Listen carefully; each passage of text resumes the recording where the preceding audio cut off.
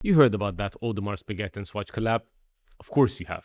There's no one at this point on the planet that hasn't. But why would such a high-end brand work with a brand like Swatch?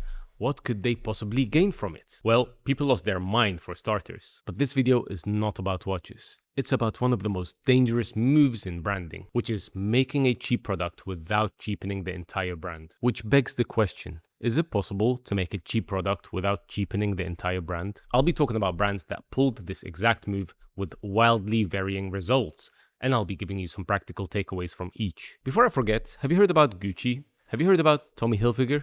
How about all of these brands? Well, these are the brands that my production company has worked with, and so that means that we're involved in these strategy meetings all the time. So a lot of people have looked at this collab and they wonder, why would a luxury brand risk its reputation by making such a cheap product? This isn't the right way to look at it.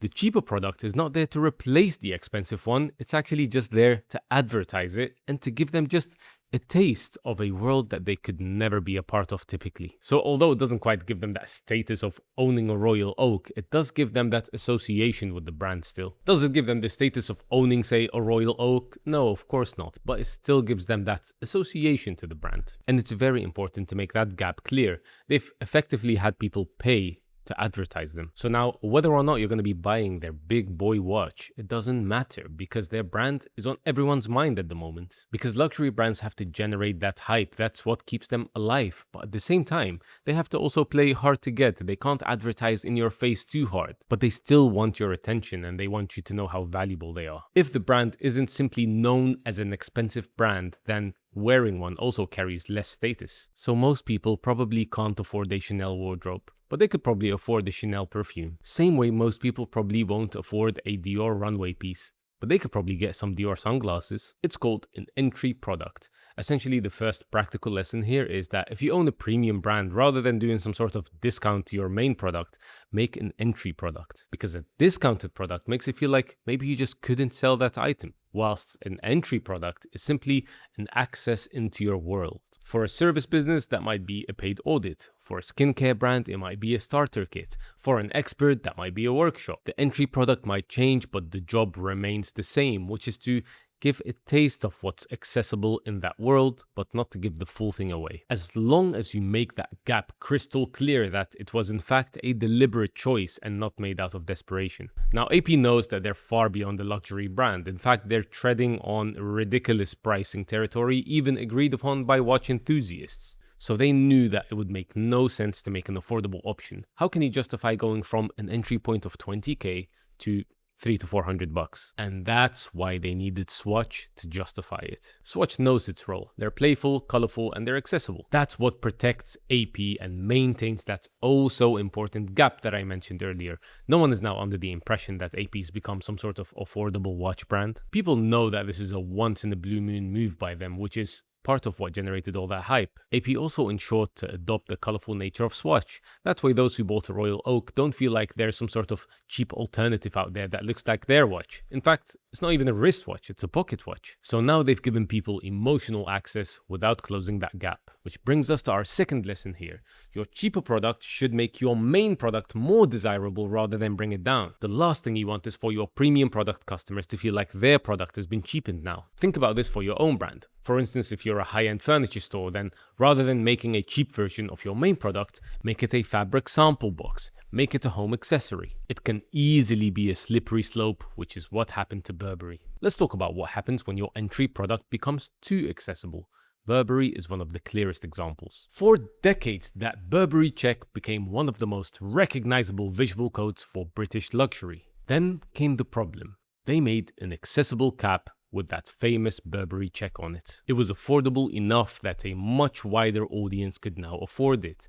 And then in the UK, it started becoming heavily associated with what the media called chaff culture or football hooligans. And luxury brands try very hard to make sure that you make the right associations with their brand. Once Burberry's luxury customers started seeing this check cap everywhere, it turned them away from the brand because it no longer felt exclusive or luxurious to own. So Burberry pulled back. They stopped producing that cap. they reduced the obvious use of their check, and they worked to rebuild their name as that British luxury brand they were once known as. Of course, they still sell caps and hats, but they certainly don't start at £50 anymore. And that's the lesson here. An entry product point can bring new people into the brand, but if it becomes too visible, it can change the perception of your brand. So when thinking about an entry product, you have to ask yourself, is this making my brand more desirable, or is it making it more ordinary? You really don't want your entry product to become the most recognizable product, nor do you want it to be a representation of your entire brand. Here's another great example of how to give access to the masses without making your brand ordinary. Balmain did a collab with H&M, a luxury fashion house teaming up with a high street retailer. Again, super risky move, but Balmain knew of the risk. The launch was ultra successful. Everything sold out, resale prices went crazy, and the chaos was part of the marketing once again, just like with AP and Swatch. The thing about desire is that it's socially created. We only know how desirable something is when we see how badly someone else wants it. So they made it a limited item. Once it's gone, it's done.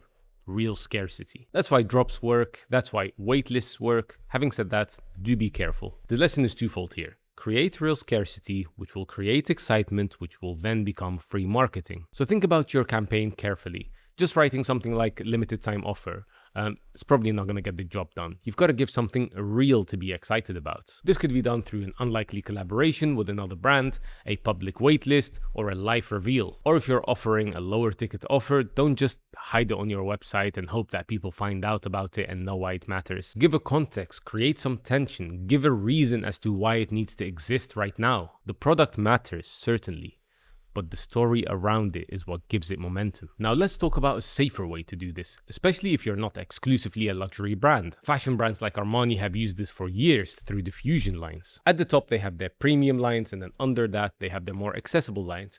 And guess what? Apple does this all the time too. We know which one of their products are the accessible ones and which one of their products are the flagship ones. There is no confusion there. And the trick is, there's really no space for ambiguity here. It's got to be crystal clear. If the offers are too similar, promise similar things, or the same results, then it's going to be difficult for people to really understand why something costs more than the other. So the most logical option then is just to buy the cheapest one, or even worse, not to buy at all. So the lesson here is very simple. Build a clear ladder. It might start from free content, which builds trust, then a low-ticket product, which gives them a tool, then the higher tier product, which finally gives them the implementation. And each step of that ladder should create desire for the next step. The entry offer shouldn't solve their whole journey, it should just prepare them for the next one. Now you know why these types of calculated moves are taken, and you can even implement some of them yourself. Let me know what else you would like me to break down. All these campaign strategies can feel confusing and daunting, especially when you know that it can damage your brand. So if it's something that you think you'd like help with, then we can certainly get you started. On that note, I also made a video that tells you where you're at with your brand content and how to move up to the next level. See you there.